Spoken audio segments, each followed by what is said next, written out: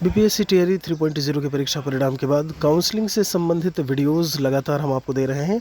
किस तरीके से क्या कुछ आपको अपने डॉक्यूमेंट्स को रेडी रखना है और कहां पर क्या कुछ आपको गलतियां नहीं करनी है, मिस्टेक्स जो हैं उन्हें आप कैसे सुधारेंगे, उनके बारे में लगातार हम आपको जानकारी देते आ रहे हैं। यहाँ पर हम आपके कमेंट्स के जो भी आपके सवाल होते हैं कमेंट्स में, उनके सवालों के जवाब भी हम दे रहे हैं। ऐसे में ये तीसरा वीडियो है जिसमें हम आपके कमेंट्स को, काफ़ी सारे कमेंट्स को हमने लिया है, तो इससे आपकी जो समस्या दिक्कत है उसका निस्तारण भी हो जाएगा संभवतः।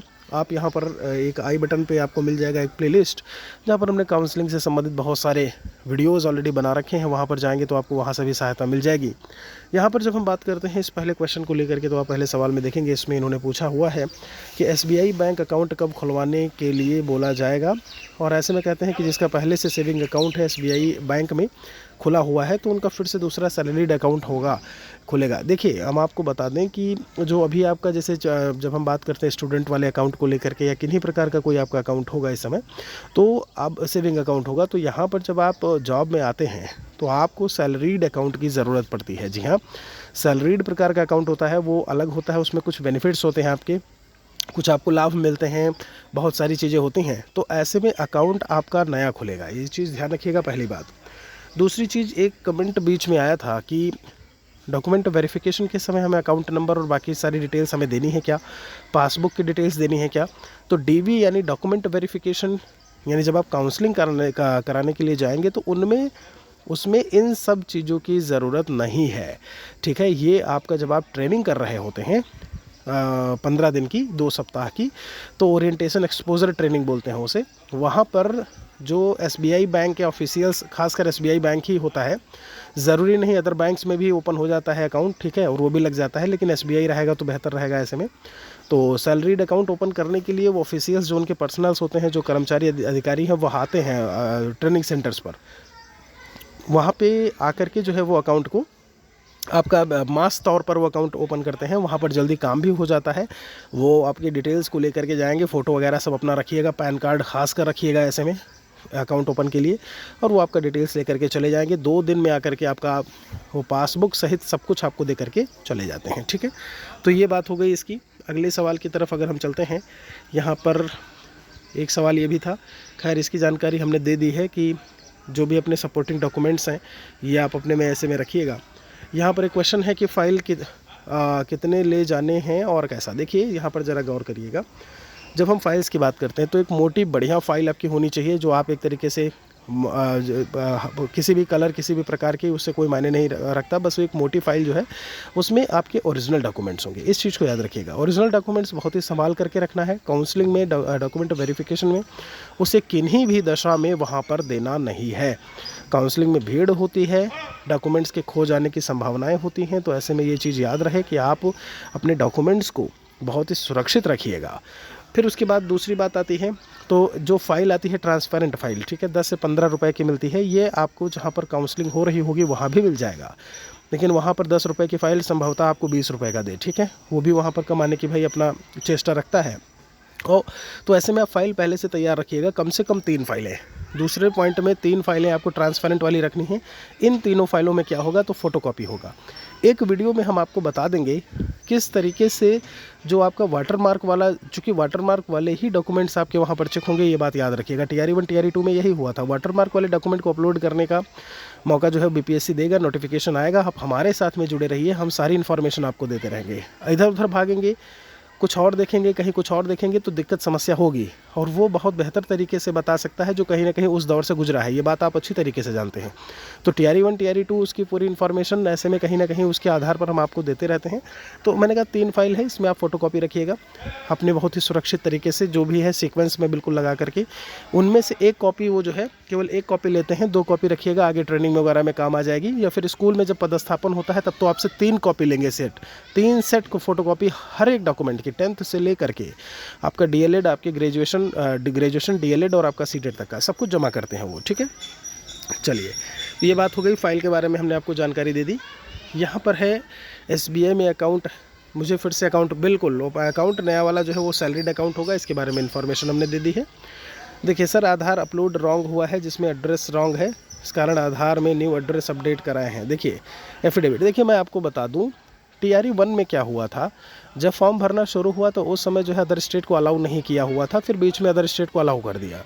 जब तक अलाउ नहीं किया था तब तक बहुत सारे लोगों ने फर्जी जो है डोमिसाइल बनवा लिया, कहाँ का, बिहार का, और उन्होंने अपने आधार में अपने एड्रेस को भी चेंज करवा लिया। बाद में यही हुआ TRE 1 में कि उनके लिए जांच बैठ गई और ये हुआ कि आप अपने डॉक्यूमेंट्स जितने हैं, जिन्होंने इन तिथियों में, इस तिथि के बाद से, फॉर्म भरने के बाद से जिन्होंने आधार में परिवर्तन कराया है, ख़ासकर 2 चीज़ों में, डेट ऑफ बर्थ की बात करें और दूसरी चीज़ जो आपकी है वो है एड्रेस, तो उसमें ये हुआ कि उनकी डिटेल्स आप दीजिए कि उनसे हम जांच करें, उनसे पूछे कि आखिर आपने किस बेस पर ये काम किया। तो यहाँ पर अभी आप ऐसा कुछ कर रहे हैं क्योंकि अब अदर स्टेट अलाउ है पूरी तरीके से, कोई दिक्कत है नहीं। कोई भला ही क्या डोमिसाइल बनवा के ऐसे में करेगा। ये है कि उसमें आपका डोमिसाइल की जगह अगर वो बनवा रहा है तो वो आरक्षण का लाभ लेने की कोशिश ज़रूर कर सकता है। इसीलिए हमने कहा था कि आप कोई भी परिवर्तन चेंज नहीं करिएगा।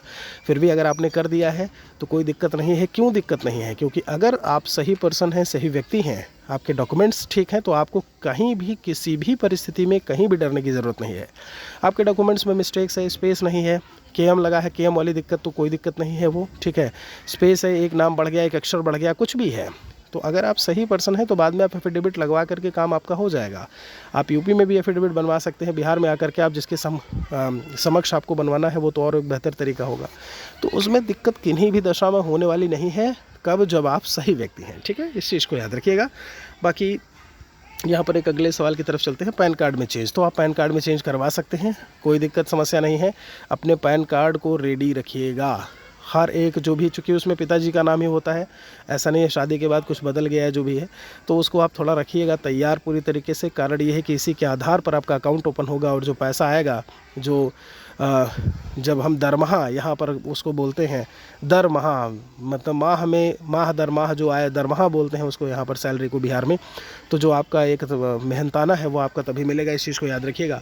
बाकी यहाँ पर एक और सवाल है, डॉक्यूमेंट्स में कहीं KM है तो कहीं नहीं है, तो ये कोई दिक्कत नहीं। ये कई सारे सवाल मैं हर एक वीडियो में बताता आ रहा हूँ।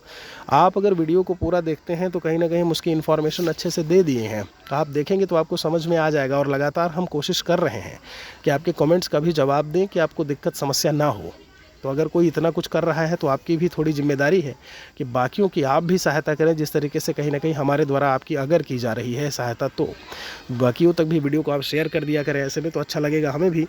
यहाँ पर सिलेक्शन 6 to 8 SST में हुआ है। मैंने फॉर्म भरते टाइम सीटेड सर्टिफिकेट नंबर में NA भर दिया था। देखिए NA डाल दिया है, सीटेड सर्टिफिकेट नंबर की जगह आपने रोल नंबर डाल दिया है, कहीं कोई दिक्कत समस्या नहीं आने वाली। इस चीज़ को याद रखिएगा। आप उसमें चूँकि है डिटेल्स आपकी ही हैं, ठीक है, आपकी ही जानकारी है, आप रोल नंबर डाल दिए हैं, आप सर्टिफिकेट नंबर डाल दिए हैं, उससे कोई मतलब नहीं है, उससे कोई मतलब नहीं है जो है, तो वो फ़र्क उससे नहीं पड़ेगा, ठीक है। उसमें कोई दिक्कत समस्या ऐसे में आने वाली नहीं है कि क्या है क्या नहीं है। आप अपने सपोर्टिंग डॉक्यूमेंट्स को, अपनी चीज़ों को लेकर के जाइएगा और दिक्कत नहीं होने वाली। ऐसे में हमने यहाँ पर भी कहीं ना कहीं जवाब दिया हुआ है। यहाँ पे है अपना आधार कार्ड में एड्रेस चेंज कराया था, झारखंड से बिहार कराया, तो उसके लिए क्या करना होगा। अब देखिए यहाँ पर अगर ये बिहार, आखिर इन्होंने ऐसा क्यों किया, मैंने पूछा भी कारण क्या है। डोमिसाइल आपका झारखंड है या बिहार है? झारखंड है, और अगर आपने वहाँ से डोमिसाइल यहाँ करवाया है तो आप पक्का है कि आप फंसने वाले हैं। इस तरीके की कोई भी मिसलीडिंग इन्फॉर्मेशन, अगर मैंने बोला अगर आप सही हैं तो कहीं कोई दिक्कत नहीं, अगर गलत हैं तो हर पल पल पल दिक्कत है। आप फंसोगे, आज नहीं तो कल आप पकड़े ज़रूर जाओगे।